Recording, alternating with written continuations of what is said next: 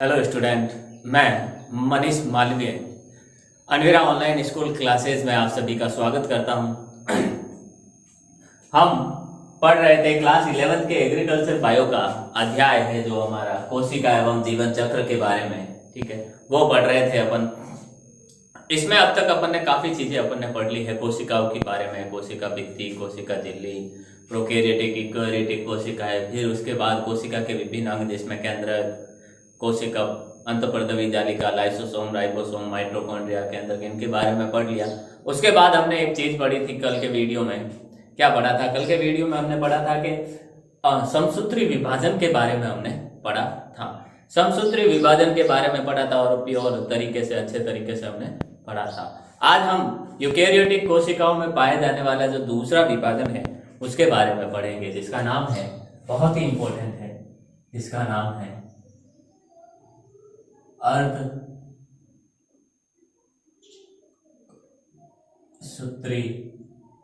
विभाजन, जिसका नाम है अर्धसूत्री विभाजन। अर्धसूत्री विभाजन के बारे में अपन पढ़ेंगे। तो देखें, अब अर्धसूत्री विभाजन की कुछ विशेषताएं हैं। इसका जो खोज है, अर्धसूत्री विभाजन की जो खोज है, वो फॉर्मर व मुरे ने 1905 में की थी। इसकी जो खोज थी,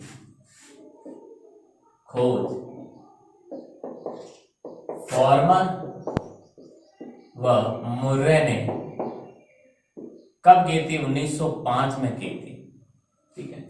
1905 में इस अर्धसूत्री विभाजन की खोज हुई थी, फॉर्मर और मुरे ने की थी।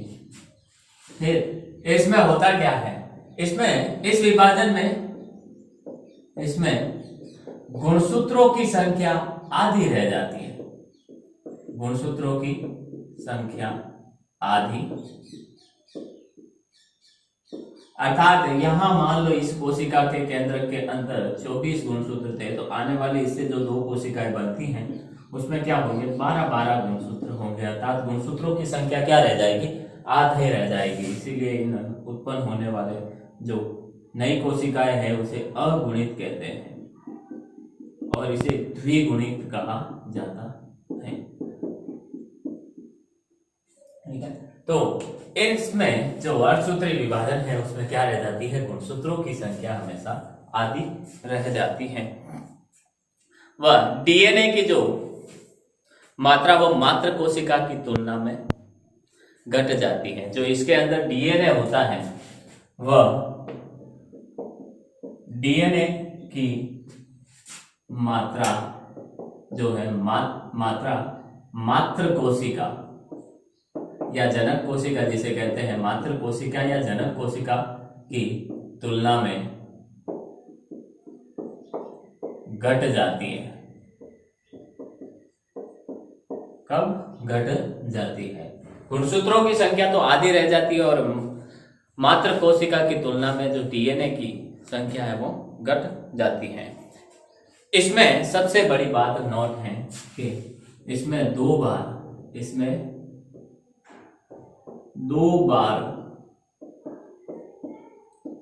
केंद्रक का विभाजन होता है।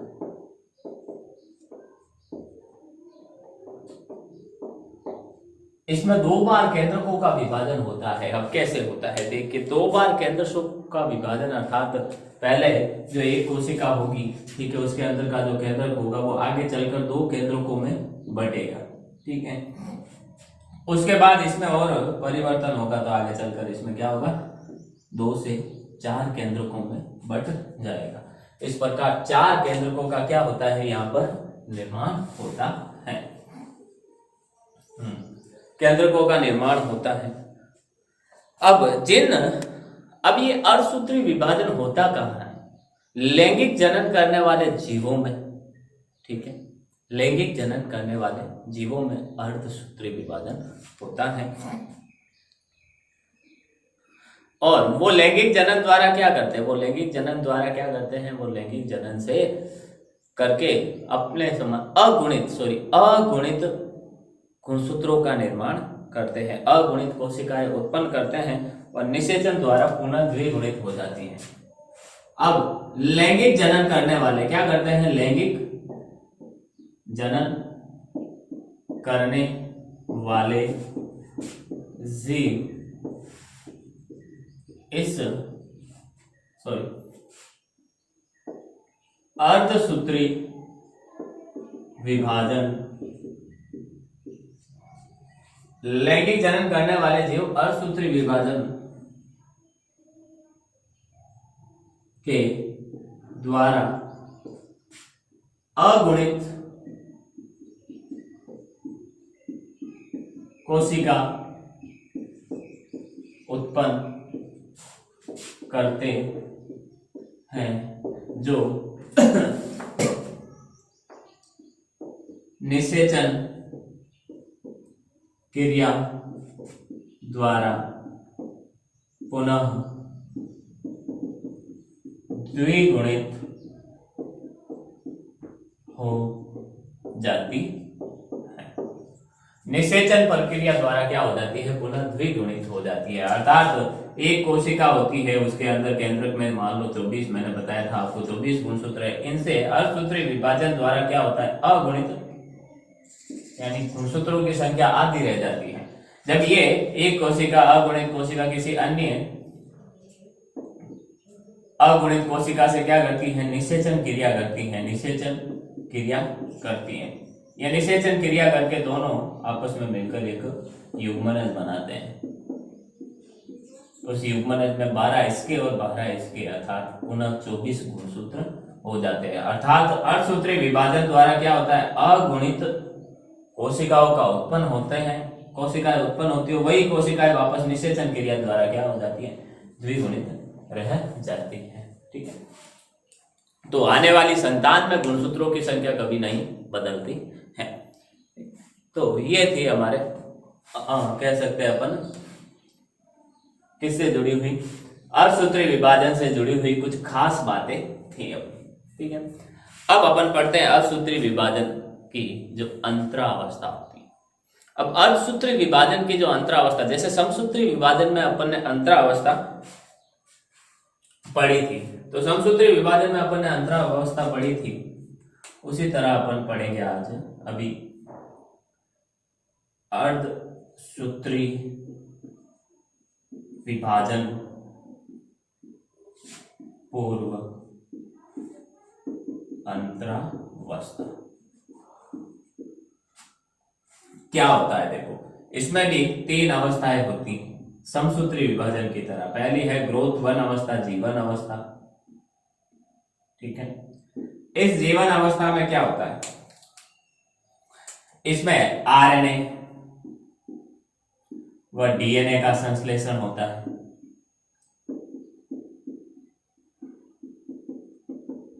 फिर कोशिका वृद्धि करती है। जिस कोशिका में विभाजन होना होता है वह कोशिका क्या करती है? वृद्धि करती है, आकार में वृद्धि करती है, आकार में वृद्धि करती है। ठीक है, अब जीवन के बाद आती है एस अवस्था। एस अवस्था में क्या होता है? एस अवस्था होती है सिंथेसिस अवस्था। इसमें क्या होता है? डीएनए का संश्लेषण होता है। डीएनए का संश्लेषण व प्रतिलिपिकरण होता है। अर्थात एक डीएनए 2 डीएनए में बदलता है, अर्थात डीएनए की भी प्रतिकृति होती है।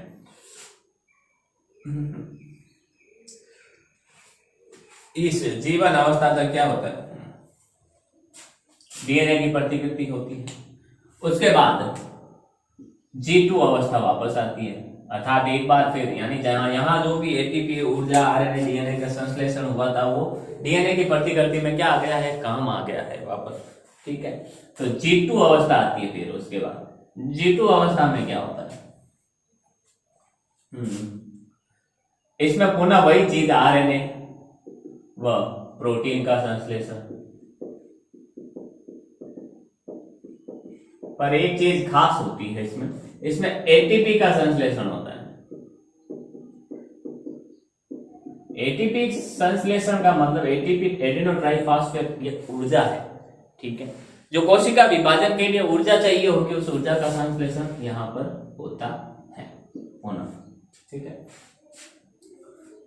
तो ये अवस्था लगभग अंतरावस्था होती है। यह कितने टाइम तक चलती है? ये लगभग, ये जो अंतरावस्था होती है वो पूरे कोशिका विभाजन के 95%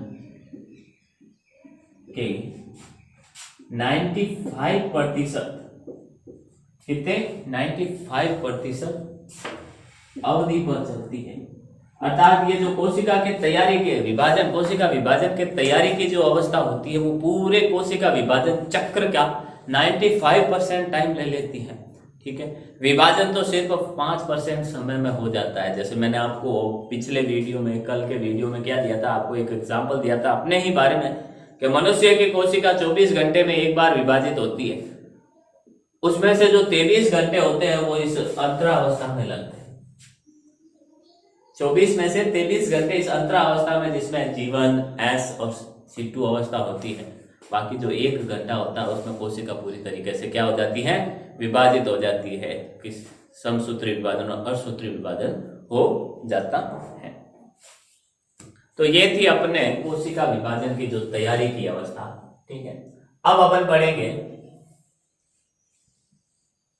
कोशिका विभाजन, अर्धसूत्री विभाजन।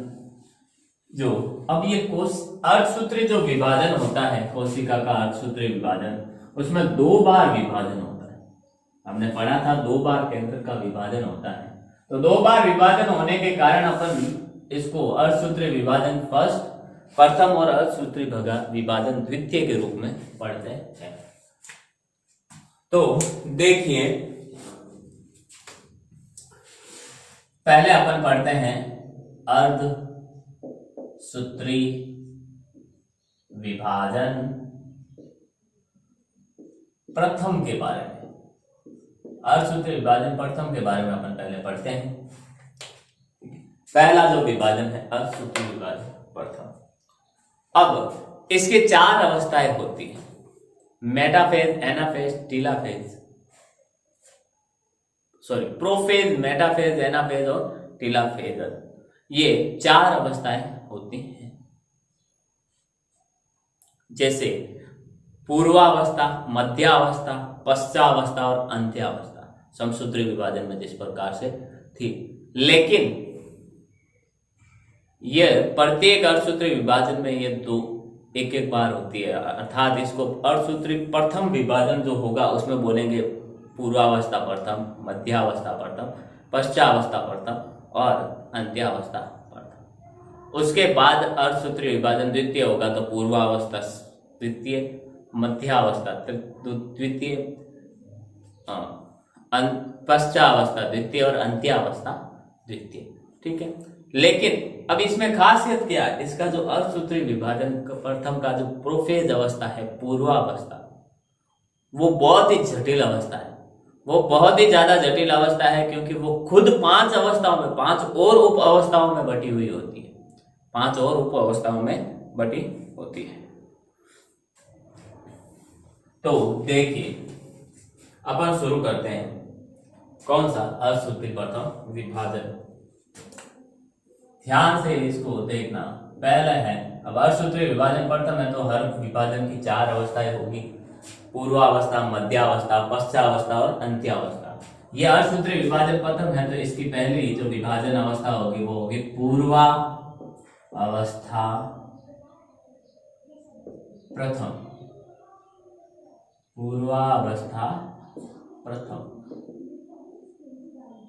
पूर्वावस्था प्रथम।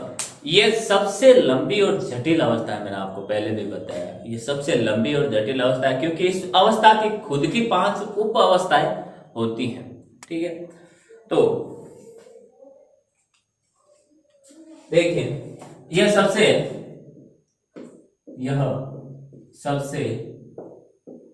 लंबी व जटिल अवस्था है। पहली बात तो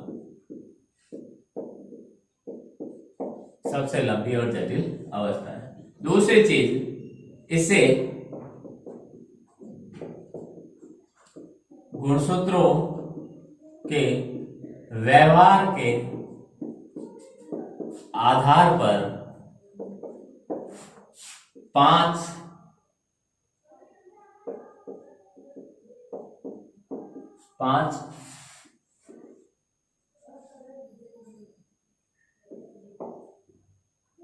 उपावस्थाओं में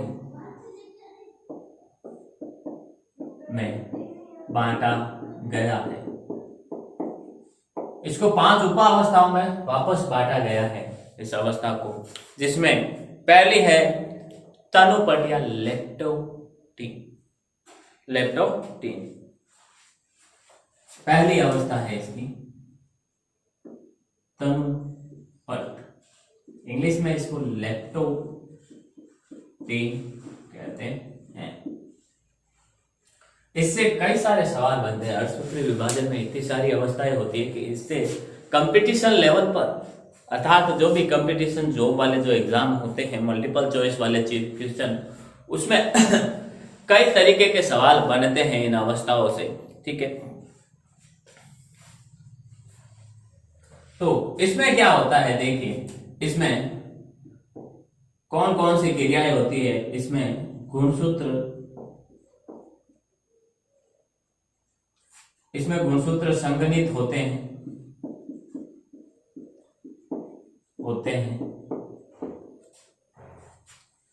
इसमें गुणसूत्र संगनित होते हैं। और दूसरी चीज इसमें होती है अर्ध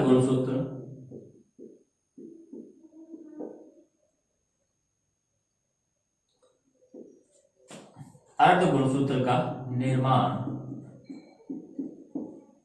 अर्ध गुणसूत्रों का इसमें क्या होता है, निर्माण होता है। अर्ध गुणसूत्र का निर्माण, अर्ध गुणसूत्र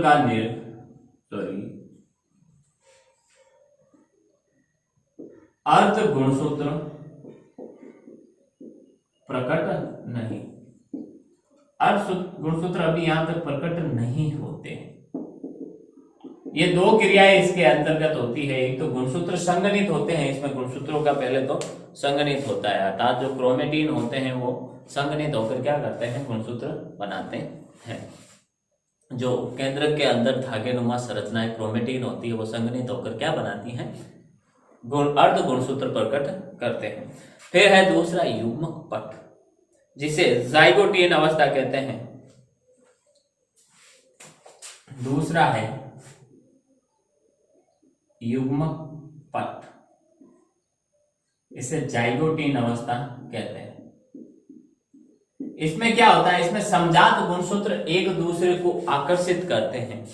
इसमें समजात गुणसूत्र एक दूसरे को आकर्षित करके क्या करते हैं, युग्म बनाते हैं। इसे युगली कहते हैं, जिन्हें युगली कहते हैं। और ये युगली बनाने की जो प्रक्रिया है, अर्थात एक दूसरे को आकर्षित करने की जो प्रक्रिया है, उसको अपन युग्मन कहते हैं। इस क्रिया की खास बात यही है कि इसमें समजात गुणसूत्र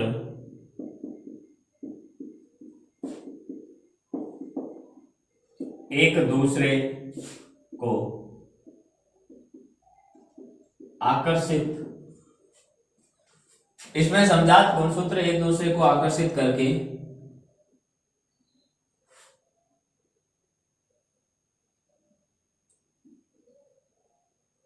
इसमें समजात गुणसूत्र एक दूसरे को आकर्षित करके युग्म बनाते हैं,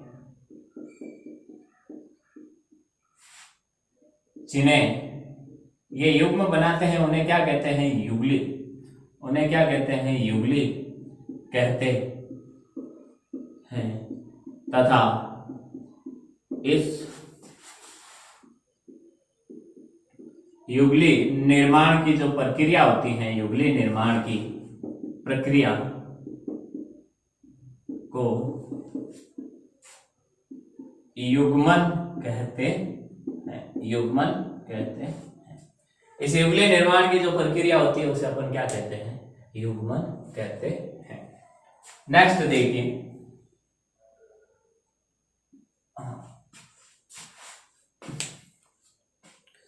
अब तक इस अवस्था में भी जो अर्ध गुणसूत्र होते हैं वो अब तक स्पष्ट नहीं होते हैं। इस अवस्था की दूसरी बात है कि अभी तक अर्ध गुणसूत्र स्पष्ट नहीं होते।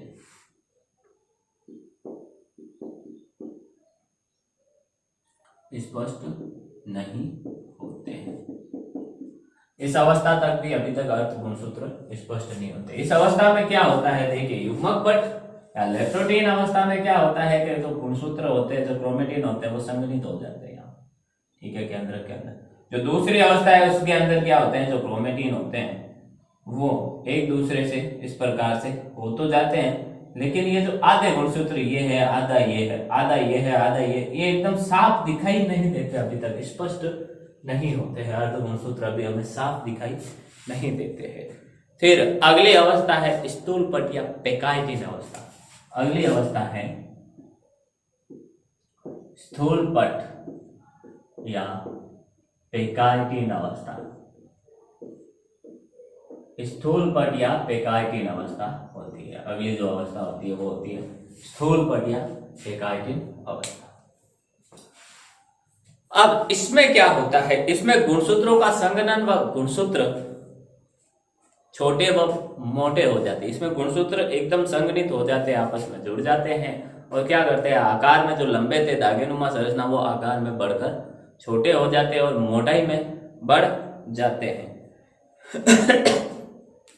अब इस अवस्था की खास बात यह होती है कि इसमें जीन विनिमय पाया जाता है। इसमें क्या होता है, इसमें जीन विनिमय पाया जाता है, अर्थात जीनों का आदान प्रदान होता है। जो आनुवांशिक गुण होते हैं, जो एक पीढ़ी से दूसरे पीढ़ी में जाने होते हैं, उन गुणों का क्या होता है, यहाँ पर आदान प्रदान होता है।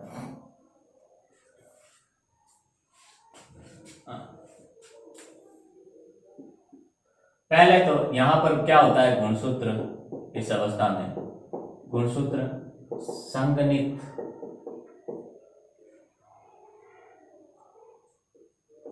होकर आकार में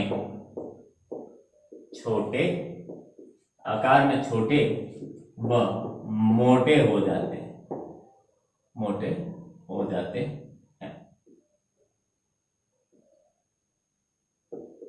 हो जाते हैं। दूसरी चीज, गुणसूत्र संघनित होकर क्या हो जाते हैं, आकार में छोटे व मोटे हो जाते हैं। दूसरी चीज, इस अवस्था में इसमें जीन विनिमय होता है। बहुत इंपॉर्टेंट सवाल, कई बार पहले भी पूछा जा चुका है, आगे भी पूछा जाएगा, और कंपटीशन जो एग्जाम होते हैं वहां भी कई बार पूछा जाता है कि अर्धसूत्र विभाजन की कौन सी अवस्था के अंतर्गत क्या होता है, जीन विनिमय होता है, जीन विनिमय पाया जाता है। देखिए नोट बना कर लिखिए, इस अवस्थाओं में क्या होता है, जो सिस्टर क्रोमेटिन होते हैं, ठीक है, अर्थात क्या होता है कि हाँ इस प्रकार से गुणसूत्र यहाँ पर संगठित हो जाते हैं। इनके बीच का जो बिंदु होता है वो गुणसूत्र बिंदु उपस्थित हो जाता है। तो ये इधर वाला भाग और इधर वाला भाग, इनको क्या कहते हैं, आधे आधे गुणसूत्र को हम भगिनी गुणसूत्र, भगिनी गुणसूत्र, या इंग्लिश में जैसे अपन इसका नाम आसानी से जानते हैं सिस्टर क्रोमेटिन कहते हैं, सिस्टर क्रोमेटिन कहते हैं, सिस्टर क्रोमेटिन कहते हैं। इस अवस्था में क्या होता है, इन सिस्टर समजात गुणसूत्रों के जो सिस्टर क्रोमेटिन होते हैं, दो समजात गुणसूत्रों के जो सिस्टर क्रोमेटिन होते हैं, वो आपस में जुड़ जाते हैं, आपस में टच होकर इस प्रकार से, जैसे ये है एक, तो दूसरा वाला यहां से आएगा, इससे ऐसे जुड़ेगा, यहां पर जुड़कर ये क्या करेंगे, दोनों आपस में जीन का स्थानांतरण करेंगे, आदान प्रदान करेंगे, आनुवांशिक पदार्थ का आदान प्रदान करते हैं। ठीक है, तो देखिए इस अवस्था में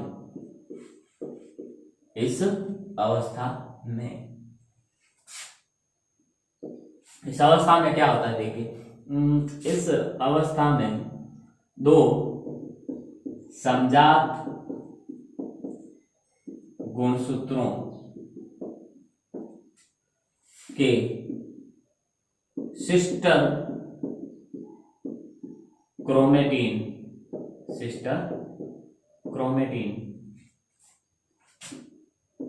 आपस में जुड़कर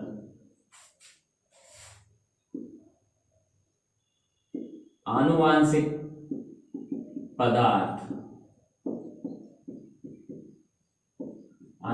पदार्थ जो डीएनए या जीन होता है का आदान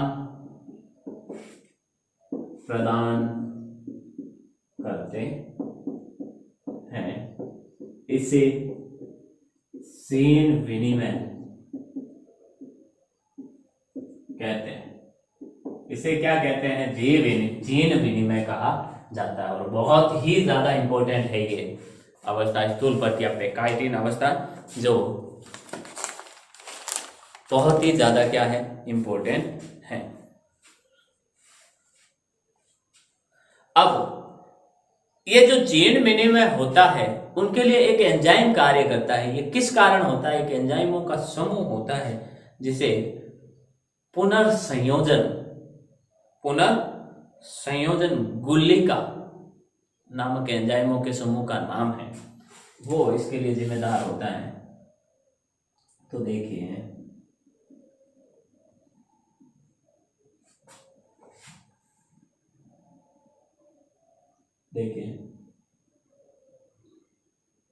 जीन विनिमय के लिए एंजाइमों का एक समूह, जिसे क्या कहते हैं जिसे क्या कहते हैं? एक समूह जिसका नाम है पुनर्संयोजन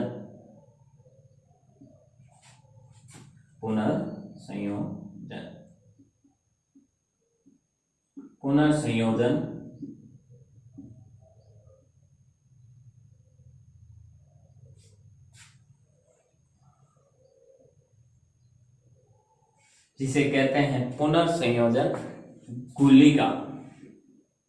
क्या कहते हैं? पुनर्संयोजन गुलिका उत्तरदायी होता है।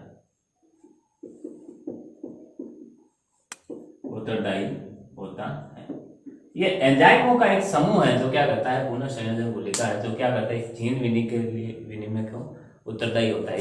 यही क्या करता है? इस जीन विनिमय करने की क्रिया को उत्प्रेरित करता है।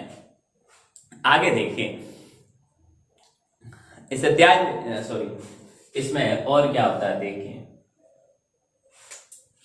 चौथी जो अवस्था है इसकी, वो अवस्था है द्विपट या डिप्लोकोकी।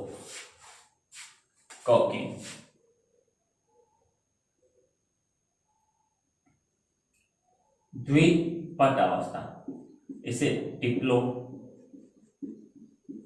डिप्लोटीन अवस्था भी कहते हैं। अब इस अवस्था में क्या होता है?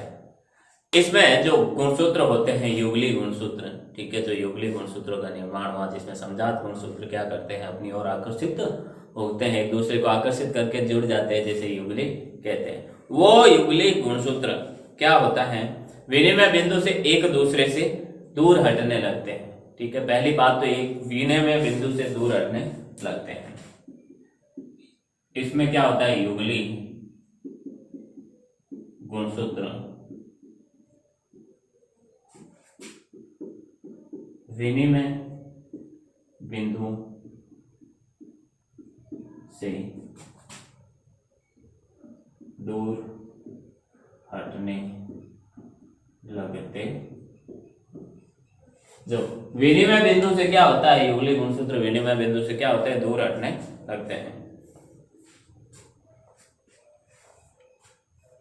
अब जहां पर ये जो विनिमय होता है वहां पर एक्स आकार की एक कॉम्प्लेक्स का निर्माण होता है। क्या होता है? वहां पर एक एक्स आकार की काइजमेटा एक संरचना का निर्माण होता है। विनिमय स्थान पर एक्स आकार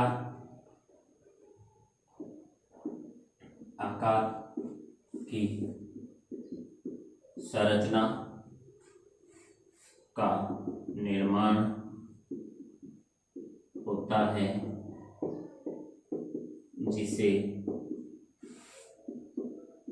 काइजमेटा कहते हैं, जिसे क्या कहते हैं, काइजमेटा कहा जाता है।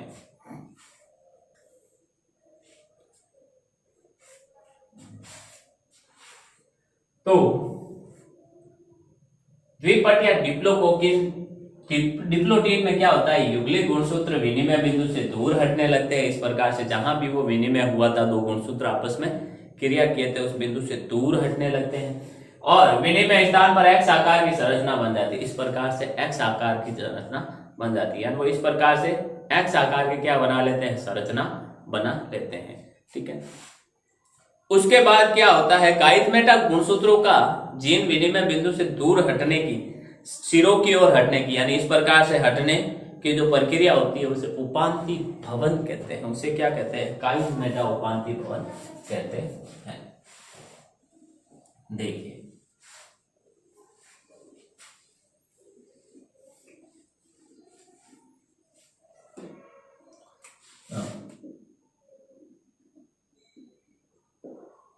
युग्लिक के गुणसूत्रों का विनिमय बिंदु से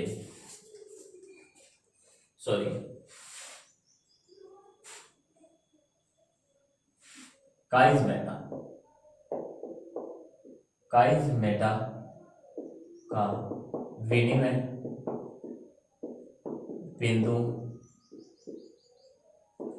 से काइजमेटा का विनिमय बिंदु से दूर से सिरों की तरफ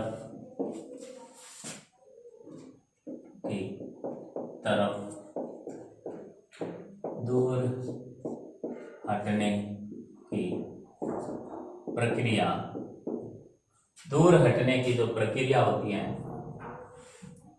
दूर हटने की प्रक्रिया को काइजमेटा का विनिमय बिंदु से सिरों की तरफ दूर हटने की प्रक्रिया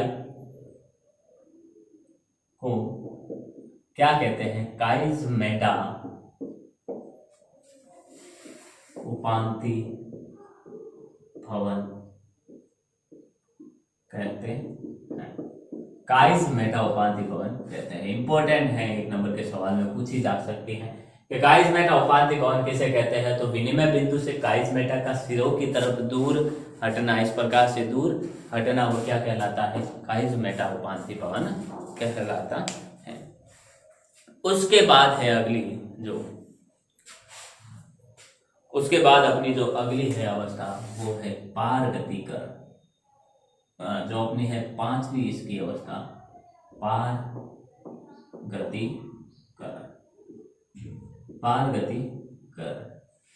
इसे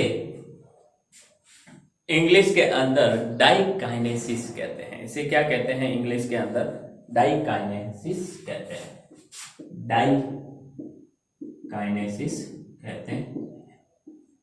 इसके अंतर्गत क्या होता है, इसके अंतर्गत होता है उपांति भवन पूर्ण हो जाता है, अर्थात जो काइजमेटा होता है वो बिल्कुल एक दूसरे से दूर हट जाते हैं और काइजमेटा बिल्कुल लुप्त हो जाते हैं। काइजमेटा विलुप्त हो जाते हैं। केंद्रक कला का विघटन शुरू हो जाता है और केंद्रिक अदृश्य हो जाते हैं। जो केंद्रक कला और केंद्रिक होते हैं वो सब अदृश्य हो जाते हैं, विलुप्त हो जाते हैं और गुणसूत्र पूर्णतया संघनित और तरकु तंतु का निर्माण हो जाता है। इस अवस्था में काफी चीजें होती हैं।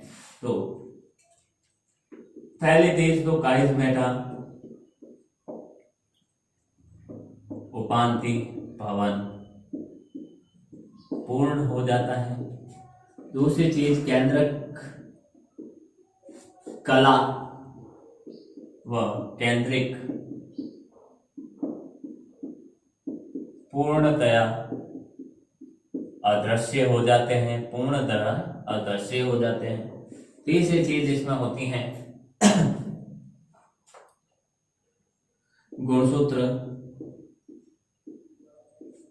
संगठित हो जाते हैं और फिर क्या होता है, तरकु तंतु का इसमें निर्माण होता है। तर्कु तंतु या जिसे काइनेटोफोर कहते हैं, तर्कु तंतु का निर्माण होता है, निर्माण होता है। तो ये अपनी थी पूर्वावस्था, ठीक है, पूर्वावस्था थी किसकी? पूर्वावस्था प्रथम थी असूत्री विभाजन की, प्रथम के। अब अपन पढ़ते हैं मध्यावस्था प्रथम के बारे में। देखिए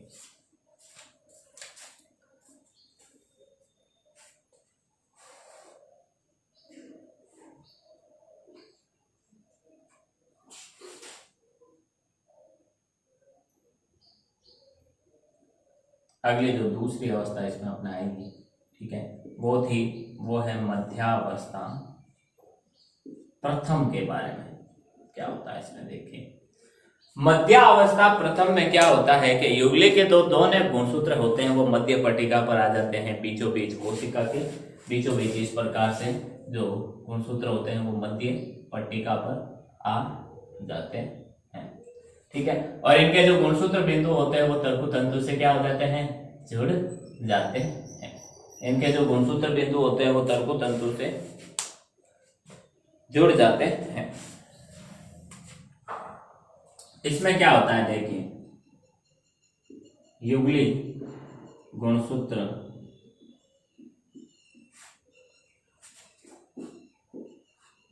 मध्य पट्टिका पर व्यवस्थित होते हैं, व्यवस्थित या विन्यासित हो जाते हैं,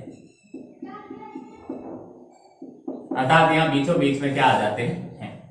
दूसरी चीज, गुणसूत्र बिंदु होते हैं वो तर्कु तंतु से जुड़ जाते हैं, गुणसूत्र बिंदु तर्कु तंतु से जुड़ जाते हैं, गुणसूत्र बिंदु होते हैं वो तर्कु तंतु से जुड़ जाते हैं। ये होता है हमारे मध्यावस्था प्रथम की अवस्था के अंतर्गत। अगली है अपनी जो अवस्था है अगली, वो है पश्चावस्था प्रथम। ध्यान देना, ये अभी तक अपन असूत्री विभाजन प्रथम में ही पढ़ रहे हैं सब कुछ, ठीक है, क्योंकि असूत्री विभाजन की 4 अवस्थाएं, उस 4 में से जो पहली अवस्था है उसकी खुद की 5 अवस्थाएं थी जो अपन ने पढ़ी। उसके बाद ये जो दूसरी अवस्था है मध्यावस्था प्रथम, वो अपन ने पढ़ी। अब अपन पश्चावस्था प्रथम के बारे में जानते हैं। दोनों समजात गुणसूत्रों की ध्रुवों, जो दोनों समजात गुणसूत्र होते हैं वो इस अवस्था में क्या करते हैं? ध्रुवों की तरफ गति करते हैं और गुणसूत्र बिंदु विभाजित नहीं होते हैं। अब इस अवस्था में क्या होता है? इस अवस्था का नाम है पश्चावस्था प्रथम।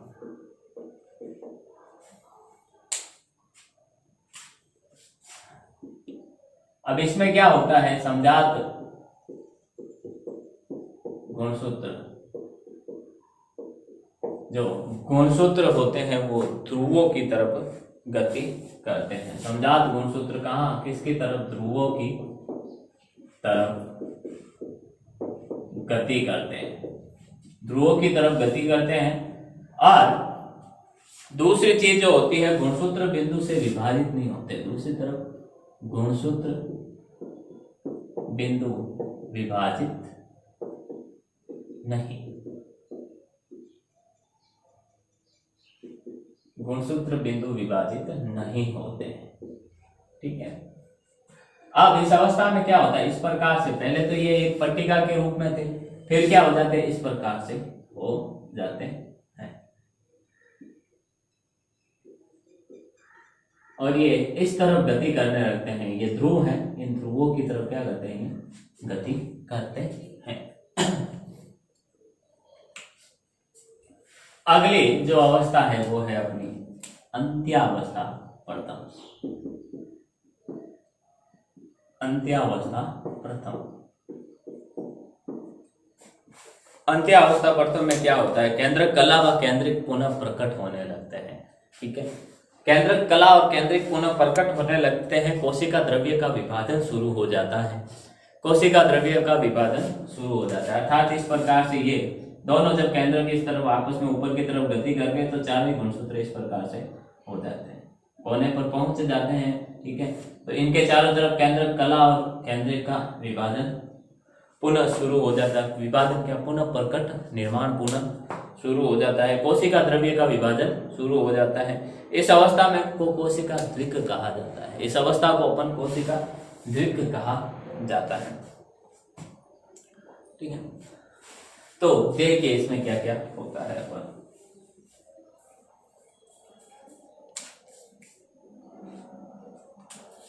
इस अवस्था में क्या होता है,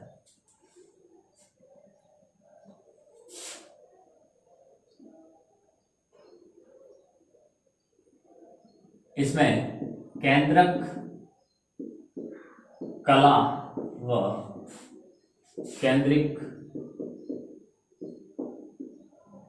पुनः उपस्थित, अर्थात पुनः निर्माण होने लगता है। ठीक है, कोशिका द्रव्य का विभाजन शुरू हो जाता है। कोशिका द्रव्य का विभाजन शुरू हो जाता है। अगली अवस्था है, इसे ये जो अवस्था होती है, इस अवस्था को कोशिका द्विक कहा जाता है। कोशिका द्विक कहा जाता है। कोशिका द्विक कहा जाता है। इस अवस्था को क्या कहा जाता है, कोशिका द्विक कहा जाता है। तो ये हमने आज अर्धसूत्री विभाजन के बारे में पढ़ा, जिसमें अर्धसूत्री विभाजन प्रथम के बारे में पढ़ा, जिसमें अपन ने अर्धसूत्री विभाजन को 4 भागों में बांटा था, 4 अवस्थाओं में, जो थी प्रोफेज, मेटाफेज, एनाफेज और टीलोफेज। अर्थात पूर्वावस्था प्रथम, मध्यावस्था प्रथम, पश्चावस्था प्रथम और अंत्यावस्था प्रथम।